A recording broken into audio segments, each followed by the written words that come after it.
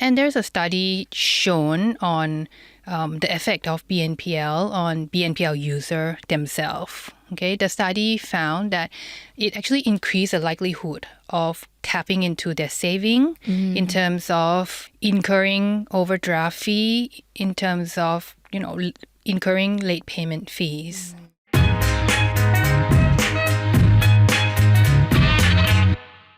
Hello and welcome to CNA's Money Talks podcast. I'm Andrea Heng. Now today we wanted to talk about buy now, pay later and how Singaporeans are using it. Buy now, pay later is often referred to as BNPL services. Now I'm in two minds about BNPL. On the one hand, it charges zero interest, it's convenient, and it helps one with managing expenditure, right? Especially when it comes to big ticket items that we can't immediately afford given the cash flow that we may not have.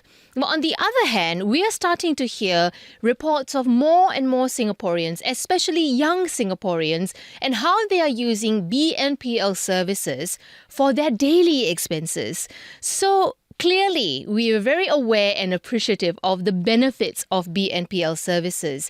But at the end of the day, are we aware of the risks that come with having so many BNPL payments to be made? And how can we manage them better? So joining me today to answer some of these questions, if not all, is Dr. Pearpilai Jutasompakorn. She's an associate professor in accountancy at the Business Communication and Design Cluster within the Singapore Institute of Technology. Hi, and welcome to the show.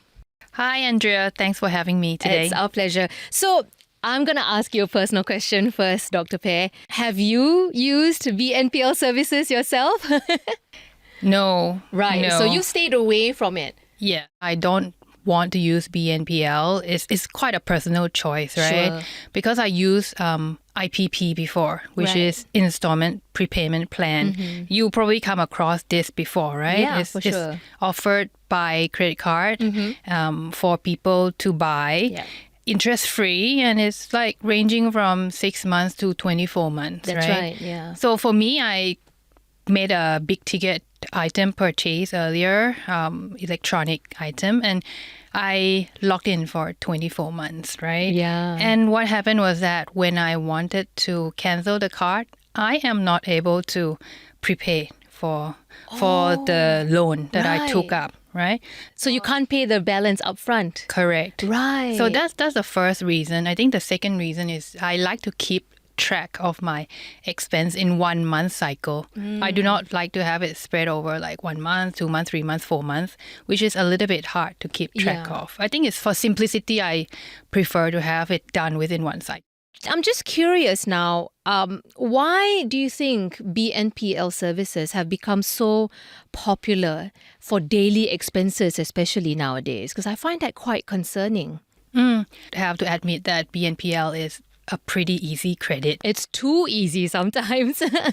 I mean, you don't need a pay slip. You just have to be over 18. And there's no credit check if you don't go beyond 2,000 cap, Yeah. right? So I think some people would say it is inclusive, right? Especially to a younger group who probably cannot get a credit card because they're not having a job or no credit history. So it opened door to a certain group who probably are not exposed to credit, traditional credit especially. So that's the first one. I think other reason is, it's very seamless. It's integrated into the payment, one click, you purchase with BNPL. And nowadays you see quite many merchants that adopt BNPL, right, when you go shopping. And I think the last reason, and probably the most important reason, is because it's flexible and free. Right. Flexible in terms of you can choose how many number of installments that you would like to pay off 1 month, ranging to 12 months. That's one flexibility that it offers.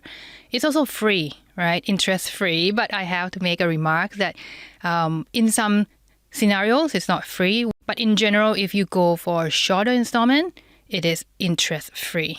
So let's go back to that point that you mentioned in certain situations where a BNPL installment isn't exactly free. What are some of those examples? Okay, so I think the specific example is where you are using your credit card to pay for your BNPL installments. In other words, you're using credit to pay for credit. Yeah, exactly. Right? So I think for those who intend to use credit card to pay for BNPL, one thing to take note is whether you are having a revolving balance, meaning that you are actually paying interest and not paying the principal. So the interest would accrue immediately. Yes. So that's something to take note of. Yeah, I think that I'm just now realizing the card that I put on my BNPL account, it is a credit card. And it makes me realize, isn't that redundant? You're doing more credit just to pay for credit. And I think that's something quite concerning. And we have to remember that,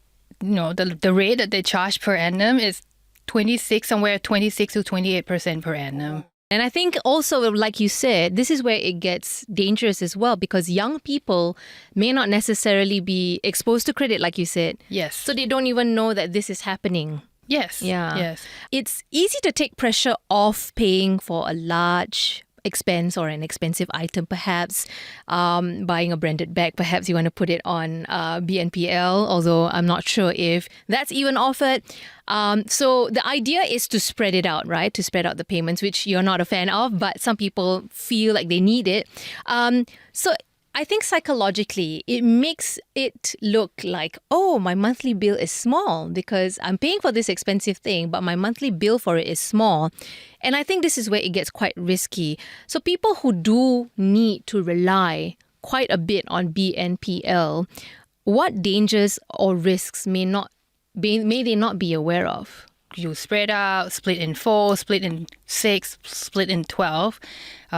It seems like the installment is much smaller than the actual amount that you would have, upfront purchase.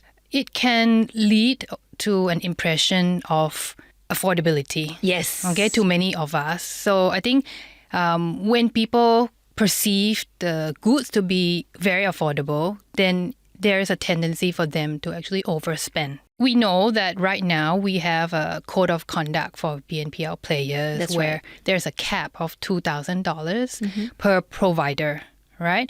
But that's nothing going to stop a consumer from going and buy from, let's say, 3 or 4 BNPL providers. That's 2,000 maximum times 4 merchants. That's $8,000. So in a way, people can actually loan stacking. They can actually take BNPL from multiple providers, and that can be in conjunction of credit card loans or any other personal loans that they might have. So I think when we look at the downside of this, we probably cannot just look at BNPL alone. We probably have to look at aggregate level of debt that a person have. Yeah, I think that's something that we often forget, right? Because we're putting something on BNPL and then, oh, wait, I have other stuff that I am supposed to pay for as well.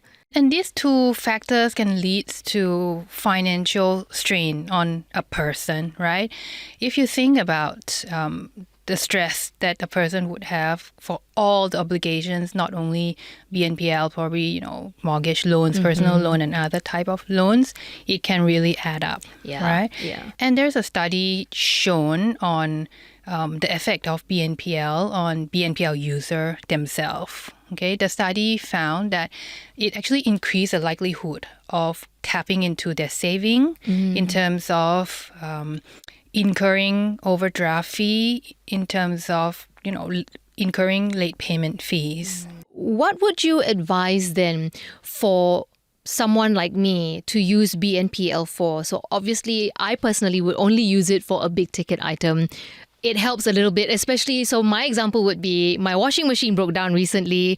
It's not a cheap piece of product. So BNPL service does help with that because then you would have other recurring expenses to pay as well. So what kinds of purchases would you advise using BNPL for?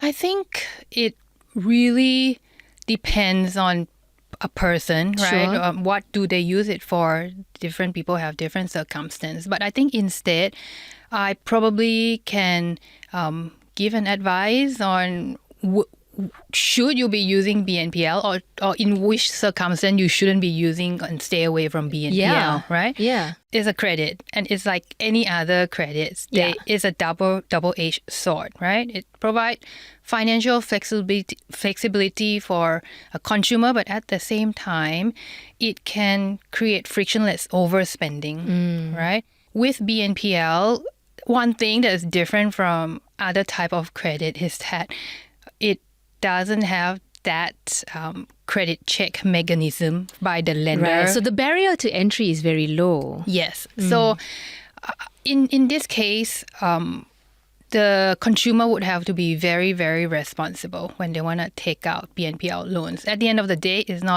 it is a credit, right? It seems like a payment tool, but actually you're taking out loans. Yeah. So the bottom line is always, when you take out the credit, can you afford a credit or not, right? The question that you or any one of us should be asking ourselves is whether do I have stable income in the next few months or for the terms to service that loan, right? Correct. And even if you can, do you have that saving, for emergency if anything happens? That's right. Right?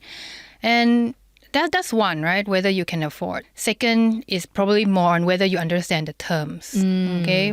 The terms of BNPL, because we know BNPL doesn't charge you interest on your loans, or if you have a late payment, it doesn't charge you like credit card, but it has a late payment fee, right? And there's other implication as well. Let's say if you miss a payment, okay, the credit history will be recorded, right? Right. I didn't know that. At this point in time, it's still within BNPL providers because they have a private credit bureau, which is experienced. So they share credit information of the consumer within themselves. Right, but not with the authorities. But who knows, right? In the future, this industry is moving very fast. And in other part of the world, we can see that they are becoming more stringent, right? In Australia, they require credit license with BNPL, and they would have to do credit check,